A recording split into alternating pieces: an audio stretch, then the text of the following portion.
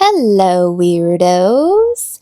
Welcome back to my channel and welcome back to Freaky Fridays, where each episode I bring you along on a tale of a legendary ghostie. Today we are going all the way down to Key West, Florida, but don't get it twisted, it's not a vacation. We are going to the Fort East Martello Museum, which is now the permanent home of a very spooky and very special doll. And we're not talking about Annabelle the doll, at least not today. Today we are talking about Robert the doll. Robert is a 40-inch tall handmade doll from the early 1900s that is stuffed with wood wool and dressed in a cute little sailor suit. Little Robert was gifted to Robert Eugene Otto in 1904. And this can get confusing, so I'll just go ahead and tell you that the two Robs became inseparable, and human Robert decided to give the doll his first name, Robert, and chose to go by his middle name for the remainder of his life. So the doll is Robert, and the human Robert will be called Jean from now on. So Robert was given to Jean as a gift by one of their family servants in 1904, and the two became inseparable. As a child, Jean blamed literally everything on the doll. When mayhem was happening, he was quick to say, "I didn't do it, Robert did it." I'm not so sure if Jean knew something that we were yet to find out, or if he spoke the bad juju into existence, because shit started to go down.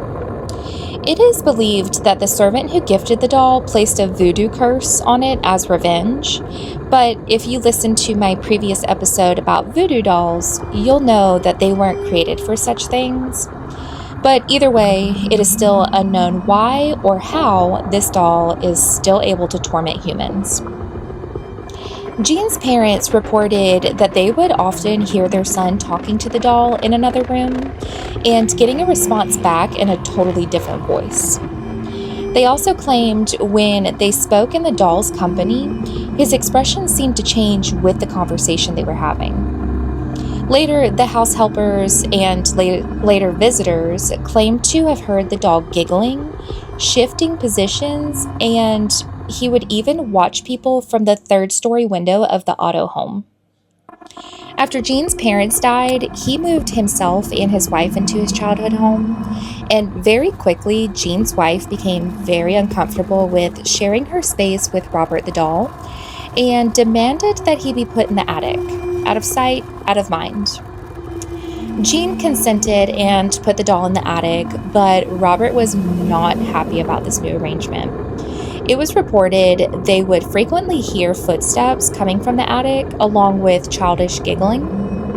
The neighborhood kids also said that they saw Robert watching them from the attic window and said the doll would actually mock them as they walked by the house. After Jean's death in 1974, the house was bought and renovated to be a cute little bed and breakfast. During his life, Jean actually made a huge name for himself in the Key West area as an artist. The home he grew up in and died in was such a beautiful home that he always wanted it to display his artwork. Although the home is now famously known as the Artist House, it now only serves as a bed and breakfast. But anyways, the tenants that are renting the rooms would often report hearing footsteps from the attic. And I really had no idea why, but it turns out that whoever bought and turned the home into a bed and breakfast just left everything in the attic, including Robert the doll. So Robert was just chilling in the attic at this point. I also read that a plumber went up there to work on some pipes, and while he was there, he heard giggles. And when he turned around, he found that the doll had moved across the attic completely. In 1994, Robert found a new home at the Fort East Martello Museum in Key West, Florida.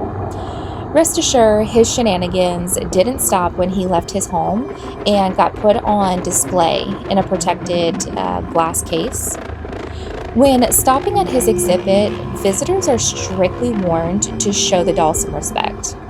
Because according to museum lore, mocking the doll or taking a picture without his permission can result in you getting cursed. Past visitors obviously didn't take this seriously, which is why you will also find apology letters that are taped up to the back of Robert's case and also scattered by his feet. These people wrote letters to Robert apologizing for disrespecting him, and they are essentially begging for the curse to be lifted. There are also constant reports of cameras and electronics malfunctioning when standing by Robert's exhibit. While the doll was still living in his childhood home, he was visited by Malcolm Ross, who was a local journalist. Apparently, Malcolm was speaking with a friend in the same room as Robert, discussing the children's furniture that Jean bought for Robert, and he referred to Jean as an old fool. Malcolm wrote that when the insult was made, he watched Robert's expression changed from just chillin' to pissed off. As if, how dare he talk about Robert's BFF? So Malcolm took to his column saying there was some kind of intelligence there. The doll was listening to us.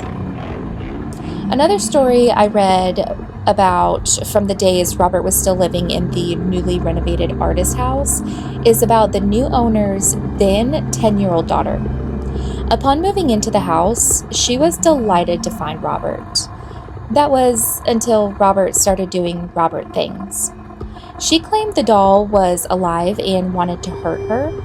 She also woke many nights screaming in fear because Robert had moved about in the room.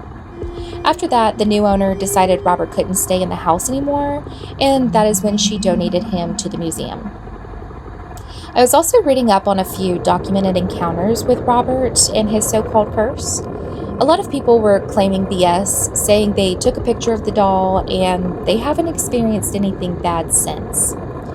But one that really got my attention claims the total opposite. I read about a couple who was on a family trip to Key West and was quoted saying, "Since our visit to the museum, we've been under a dark cloud."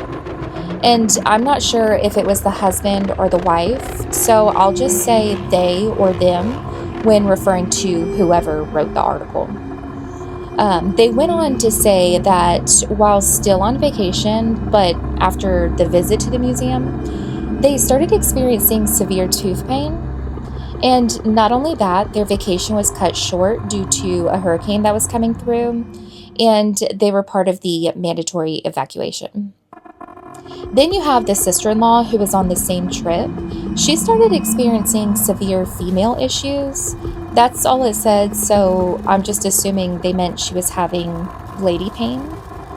When they were evacuated, they were waiting for their flight just to find out that the whole plane broke, and the airport was just trying to find them a new one. The sister-in-law made it home.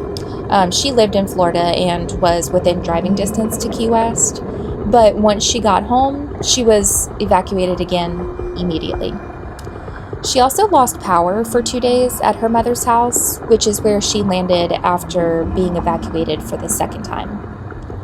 Then they went on to tell about their experience with the storm once they got home. Their home was hit by lightning not once, but twice, knocking out 3 of their TVs and a satellite dish. And cherry on top, the tooth pain they were experiencing, they eventually made their way to the dentist, and it turned out the tooth was abscessed and a root canal was needed. So it's safe to say their apology letter is most likely one that is taped up to Robert's exhibit. So that is the tale of our rated R Toy Story, The Cursed Doll Who Demands Respect, Robert the Doll. If you have any other ghosties you would like for me to do an episode on, drop a comment below, and until next time, bye!